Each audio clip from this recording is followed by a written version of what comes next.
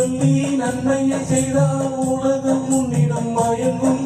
நிறை உயருமோ பணிவு கொண்ட உயிர்கள் உன்னை வணங்கும். உண்மை என்பது அன்பாகும், பெரும் பணிவு என்பது பண்பாகும்.